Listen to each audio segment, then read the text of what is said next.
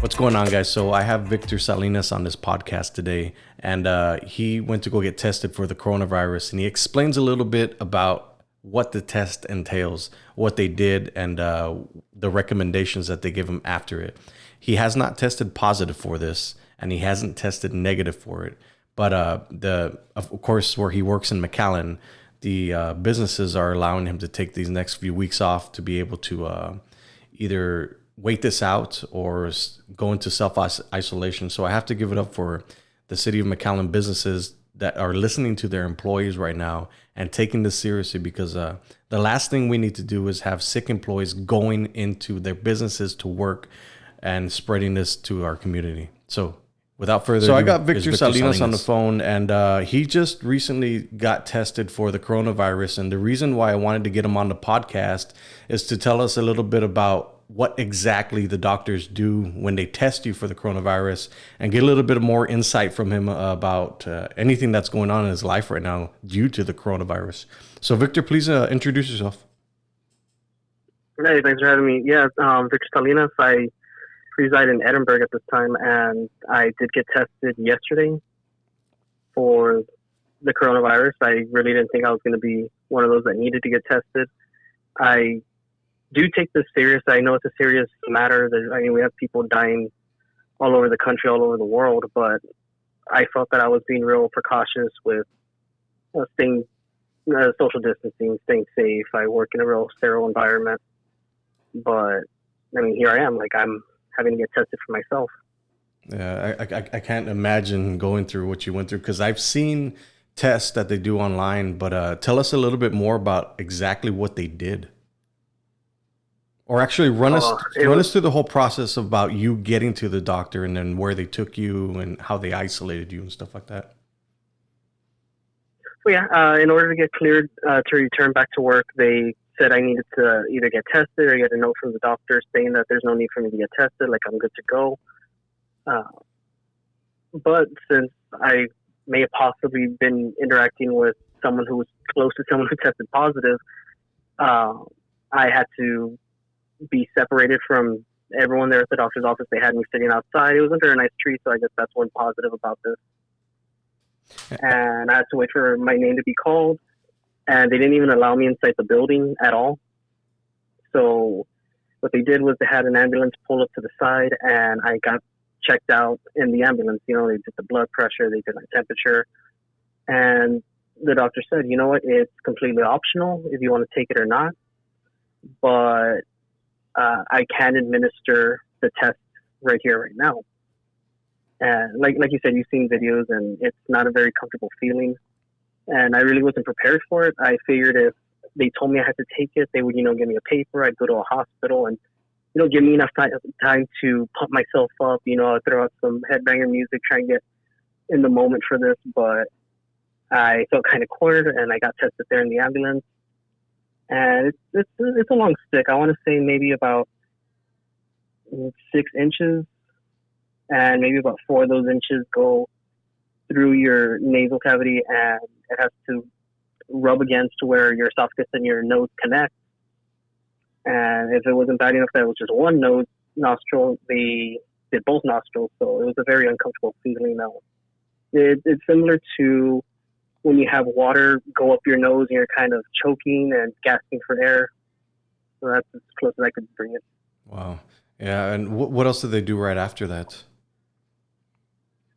Right after that, they explained that if I tested positive, someone from the CDC will contact me, someone from county will contact me to retrace, anyone I've been in contact with, anywhere I've been in the past week or two.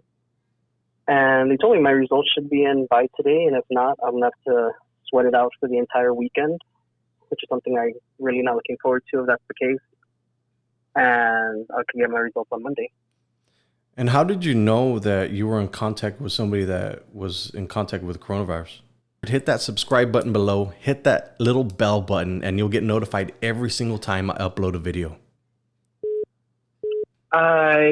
I'm not going to use any names or anything, but I was close to someone whose coworker tested positive for it. So just based on that, it does travel from surface to surface, as we all know. Right. And when you had I called mean, into work, because you said you were a dispatcher, right? yeah. So when you called into work, what did they tell you? What did that conversation sound like? Well, right now it's very, very strict. At work right now, they're not letting anyone who's not essential inside the building at all. Um, yeah, everything's being sanitized hourly. We have a lot of cleaning products there. And the rule declared by the interim chief right now was if you're feeling any kind of illness, if you just feel a little sick, don't go into work. Contact your supervisor and just let them know. We'll cover your shift. Take the time off. It doesn't make any sense getting everyone sick. We're a 24-hour operation. We can't afford to have, more than one person out. And And you work in I was McAllen, correct? yes, Okay. I'm sorry. and Go ahead. I was the first one to feel sick, so I didn't want to be, the patient zero. I didn't want to be the one, like in the zombie movies that doesn't tell anyone they're feeling sick and they end up making it worse for everyone. I didn't want to be that character. So I told my manager. She told me to take the 2 days off. So I took last Saturday and Sunday off. I'm off Mondays and Tuesdays. And I was supposed to return to work Wednesday, but that's when I told her, hey, I might be in contact with someone. And spoke to a couple of the fire chiefs there, and they recommended I go get checked. So that's why I went to go get checked yesterday. Right. And you know the two people that do have the coronavirus, right?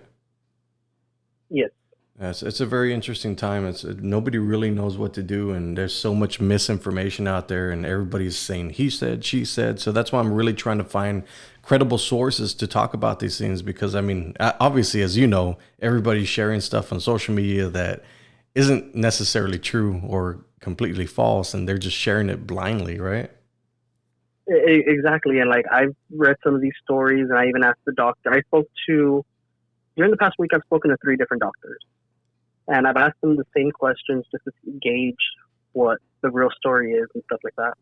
So they cleared up a lot of, fake news that's been shared over social media. And I feel a lot safer knowing that, I was able to speak to a doctor to clear stuff up rather than listen to all the, stories that I'm getting sent. Ever since I posted yesterday about my test and my little video, I've been getting, in my inbox lots of stories and stuff, and the news sources aren't that credible. What did the So, doctors tell you? well, my main one, because I know a big one that's being shared a lot, is the whole don't take ibuprofen, it's going to make it worse. And there are some cases that they said that where that does happen, but that study that they did for ibuprofen, it was on only 30 subjects. They were already really severe with the coronavirus, and they said like it's not that big of a case. They even referred me to the CDC, and the CDC themselves said that there's no correlation, that they're not advising not to take ibuprofen.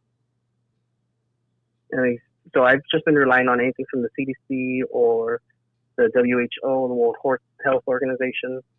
So that's mainly where I'm getting my stories from. I'm not even trusting, CNN or anything at this time. Yeah. So what are you doing right now to self quarantine yourself? Well, I have a little home office, my little studio where I used to make podcasts myself as well as my YouTube videos that I'm currently making. And since I do have 2 weeks off, regardless if I'm positive or negative,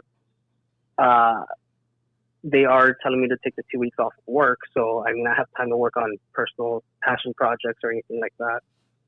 And that's pretty much where I'm spending most of my time now. Yeah, I have a daughter, I have my girlfriend that live with me, yeah. and I'm trying to keep myself away from them, especially my daughter. She's 8. Yeah, So I'm pretty much locked up in my little office. It's very interesting times that we're living through, and we've never gone through anything like this. So people just really have no idea what to do. Yeah, and it is scary. This is, a disaster movie kind of situation. Yeah, when I was looking at your video yesterday, you seem very upset, and yeah, that's why I wanted to reach out to you, because you could tell, that you were upset and you're crying. I mean, it's a very interesting time. Yeah, Yeah. it was. That was maybe a second after I took the test. The doctor swabbed me, exited the ambulance to, put the sample in the bag and hand it off. So as soon as she stepped out, I recorded. I wanted, a genuine feeling. Like, I didn't want to have to, fake it or remember how I felt. Like, I did it right there, like, just a pure, like, I had fear. I was in pain. It wasn't a good feeling. What do you tell people that aren't taking this seriously? I just say, there's always people that say it'll never happen to me, and that's who it always happens to. I was one of those. Like I said, I am taking this seriously. I am always checking the numbers, and I really didn't think it was going to happen to me. Before all this happened, I already practiced social distancing. I'm not one to go. I'm not an extrovert. I'm introverted. I'm always at home. I don't really go anywhere, and I thought I was going to be safe. I only travel back and forth from work, maybe to the grocery store every now and then. So I really didn't think it was going to happen to me, and here I am waiting for my test results. And when did you say the test results are going to be in?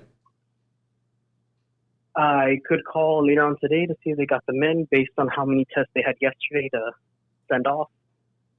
Or if not, I'm going to sweat it off and wait till Monday. And you said if it is a positive case that the county will reach out to you and also the CDC?